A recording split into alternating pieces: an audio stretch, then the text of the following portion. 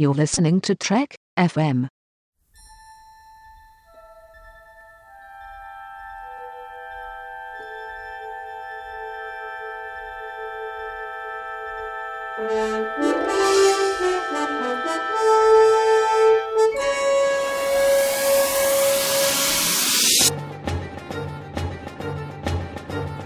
Hello everyone, welcome to From There to Here, Trek FM's celebration of 50 entire years of Star Trek. I'm your host for this block, Daniel Proulx, and joining me is... Aaron Harvey. And we are here to talk about 2 Deep Space Nine episodes. Yesterday we talked to Voyager, now we're going to do 2 Deep Space Nine. So let's just get right into it and start talking about life support. This is the episode where Bareil dies, and no one cares. So what do you think about this? I'm sure that someone cares. I'm teasing, of course. I'm teasing. I will actually give you a proper synopsis. After a serious accident, Bashir struggles to save the life of Vedic Bareil, while Kai Wynn concludes a peace treaty with Cardassia. What do you think about this episode, Aaron? Well, that description is accurate, I guess, but not. This is basically evil Kai Wynn pushes someone into being dead, and everyone knows it. And it's still, yeah. She is a really, really good bad guy. That's the one thing I really enjoy about episodes with her in it, because in real life, the actress is apparently just the sweetest person, but it's just you want to hate her so much because she's like every Catholic nun that I've ever had rolled in with like every evil politician glued into one. And just I liked the idea though of basically, they're doing this peace treaty with Cardassia, which sort of comes out of nowhere because it's her way of gaining immortality, through like, hey, look, I did this peace treaty. And Vedic Bareil is helping. Well, actually, sorry. It starts out with Vedic Bareil and she's sort of riding his coattails. And then they have a shuttle accident. We assume an accident. That's the other thing. It's like, do we ever find out? I was actually gonna bring that up when you. We'll talk about that after. Okay, keep going. And and so he gets part of his brain damage, or no? He gets essentially killed. I think is really all that matters. Yeah, and then comes back to life, and that's where the brain damage comes from. Well, they give him basically a experimental treatment, which after a while starts to hurt your organs. And as a person who's had heart transplant, I've had enough stuff where it's like there is certain medication that, yes, it will keep you alive, but it will also damage other parts of your body over time. So it's sort of like keep you alive now, slowly hurt you over time. And I think they're kind of playing up on that. And, Kai Wynn just keeps pushing him. We got to make this. We got to do this. We got to do this, to the point where he ends up getting brain damage, and they have to replace part of his brain with a computer, and he starts losing his personality. When you start messing with the brain, whatever makes you could be disrupted, and it actually is in this case. It's interesting because that's kind of what the episode is also saying, but it's not we don't go in depth enough on that part of it. Like that is kind of like maybe a 5 to 10 minute bit of the episode of like, what is he? If he's not himself, what is he? And in a different Star Trek episode, that could be an entire synopsis of the entire episode, like an entire point of the whole episode. Here, right. It's not really given that time to breathe, which is fine because there's a lot of other things going on. But it's not like we're not like dealing with the fundamental question of what makes a person themselves. Like what if your brain is damaged, where your memories and your personality is stored and replaced, you're no longer you. That's kind of glossed over in this episode, which is too bad. But that's the human element of this story, because you've got Kira's basic, her attachment to him, and their personal their relationship, and I think that's the only thing. It's like that's one of the few things that makes you care about him. I mean, otherwise, he's just this politician. I mean, and we know him. We've seen him before. But if you sort of just dipped into this episode, there has to be something to anchor you to like really care one way or another if he, dies or not. Aside from trying to basically stop the bad guy who is Kai Wynn.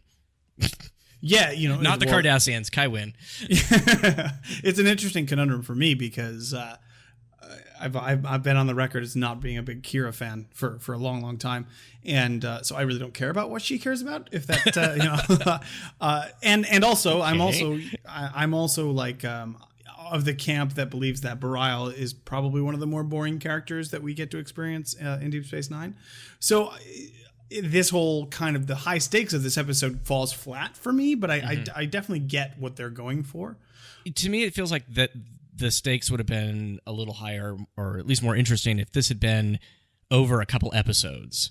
There's some kind of arc where it's sort of like, oh, okay, they're off to do this thing. They come back, and then you kind of know that they're gone. And then an episode goes by, and they come back, and then you see them coming back in the shuttle, and then this thing happens. And you're like, so there, at least you had some sort of context for what was happening. And it didn't just come out of nowhere and then just disappear out of nowhere. I mean, it doesn't. They actually have consequences afterwards because this peace treaty does go through, and there are things that happen afterwards. But which maybe we'll talk about. But yeah, one thing you mentioned too that I was thinking the whole time, and I'm pretty sure I think this every time I watch this episode. Kai Wynn is this master manipulator, as we come to learn, and is this shuttle accident an accident? You know, she has an interaction with Bashir that I really love in this episode. That he comes in and talks to her and tries to kind of plead with her to convince Bareil to kind of that she doesn't need him. Yeah. And she's clearly not going to do that because essentially he's her scapegoat.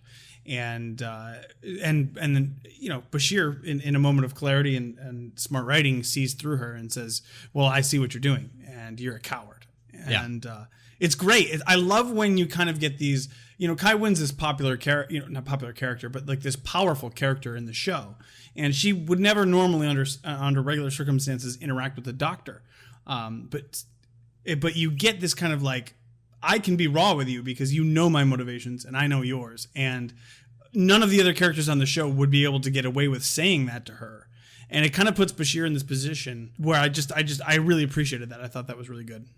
Yeah, I like the idea of just that a character actually gets to talk back to her, and it feels a little bit like some of those episodes of maybe The West Wing or somewhere where he's like, oh, I wish that politicians could actually do that to other like where that situation could happen in real life, it would never happen because it would just that would be the end of that person's career or whatever. But wow, it's really cathartic to watch it on Deep Space Nine. Yeah.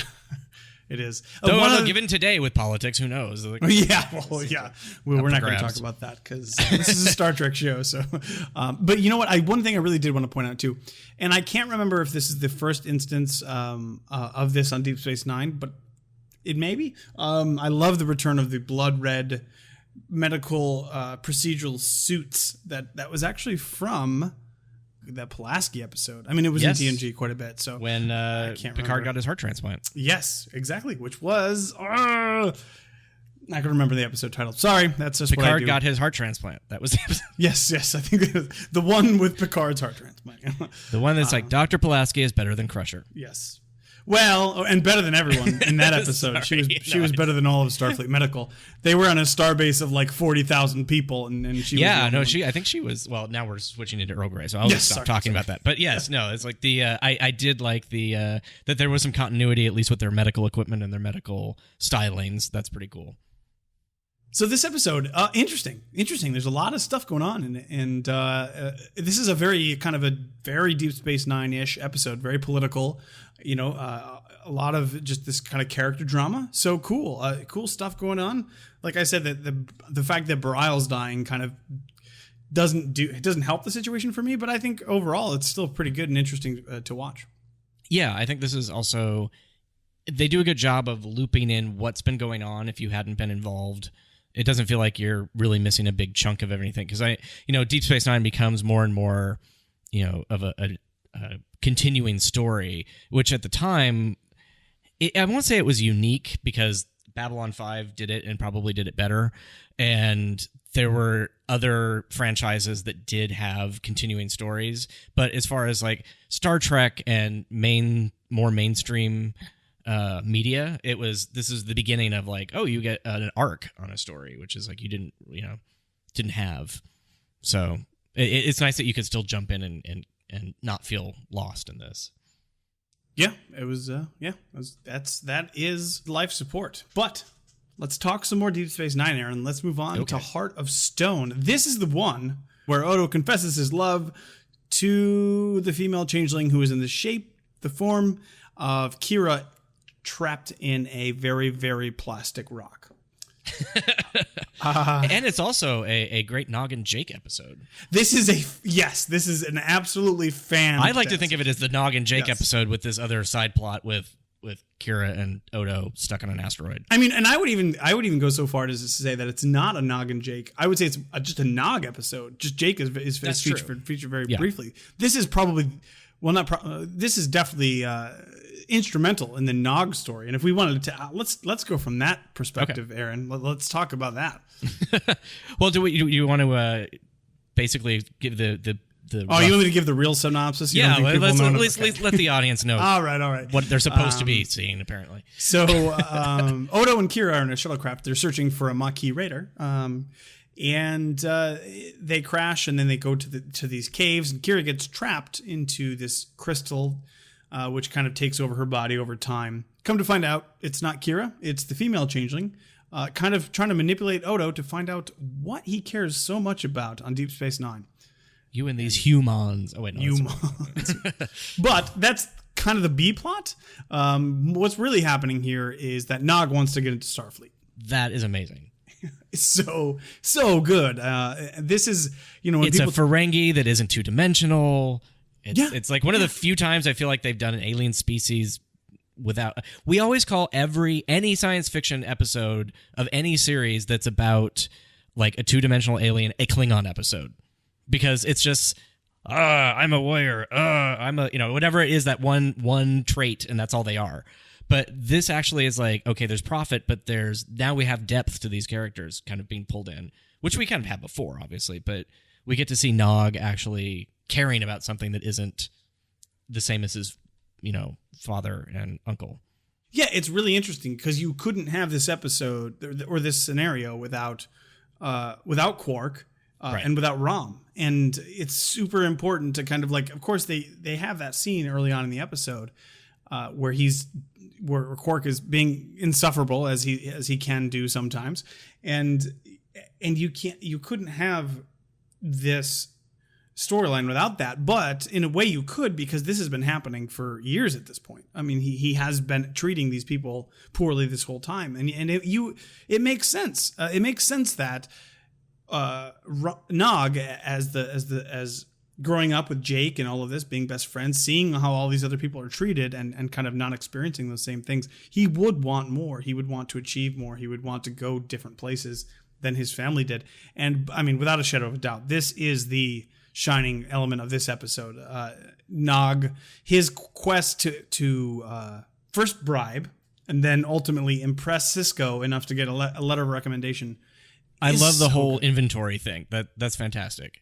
I thought that was really, really clever idea too. It's like you see Sisko using something that he would know. Like I just felt that Sisko was being a really good captain at that point too, or commander. He was knowing the strength of that person, and he played to it, and he gave him his best chance. And it wasn't a gag on Nog's part. So. Yeah, and then of course you get the great dress down scene where Sisko really does want to kind of reveal his true motivations, and to do that he needs to You don't want to do this. What is this about? What are you trying to what profit? What's the scam? What profit is there in joining in Starfleet? And man, that is so good. I can't speak highly enough about that part of the episode. To be fair, that's about 40% of this episode, so we should probably talk about the other 60%. Yeah, I honestly think that the acting in the other 60% is nowhere as good as the other 40%. I was like, there's just something, I don't know what it is. Maybe because Kira is not supposed to be Kira, so she gets really... And to Odo's credit, he figures it out, but she gets kind of whiny. She gets a little, don't shoot. It's like she's more worried than she would ever be. She's just not herself. I'm surprised he didn't figure that out sooner, honestly. But I feel like he did. He probably was just, trying to figure out what was getting intel, figure out what's going on. Yeah. I don't know. This, we talked a little bit before we started recording, and this episode is kind of a two-man play. as far as this aspect goes. They're in this tiny room together, and it's just the two of them, and that's it, and it's good as far as that aspect goes.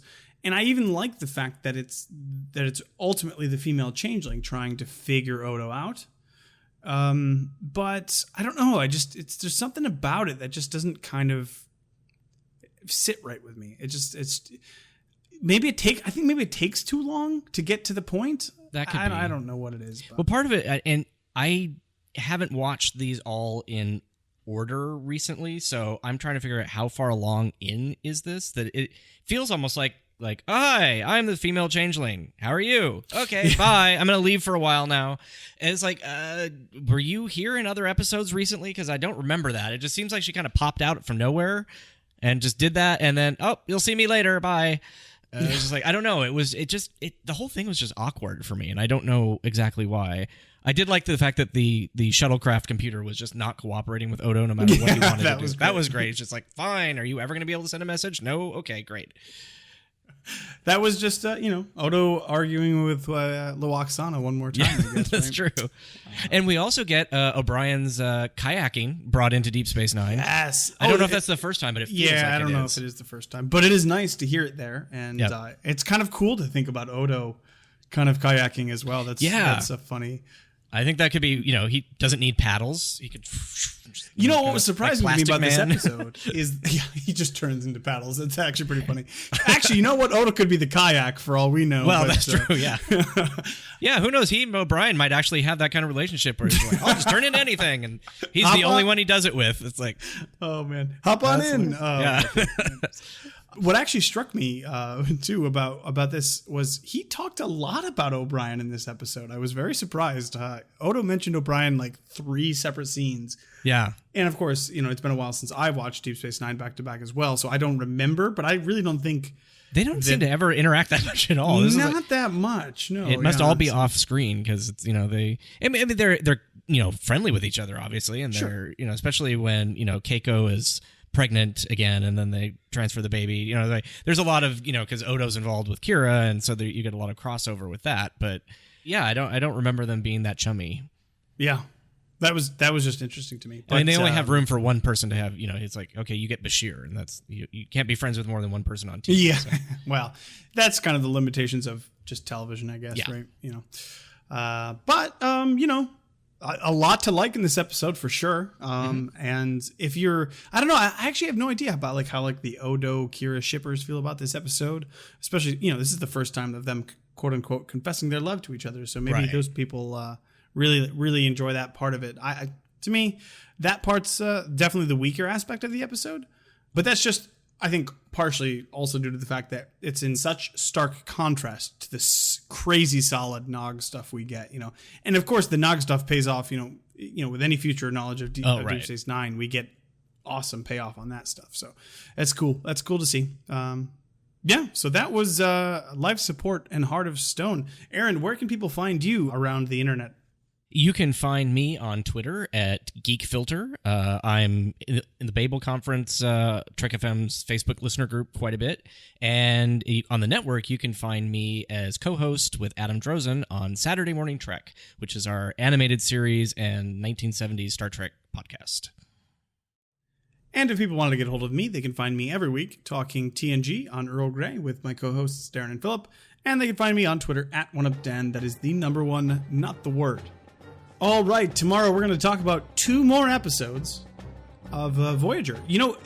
Aaron, what's interesting is we're doing Voyager first block, Deep Space Nine second, Voyager third block, Deep Space Nine fourth. It's kind of fun. We're kind of crisscrossing streams there. But yeah, tomorrow's another Voyager day, and we're going to talk about Phage and the Cloud. There's coffee in that nebula. And we're going to find it.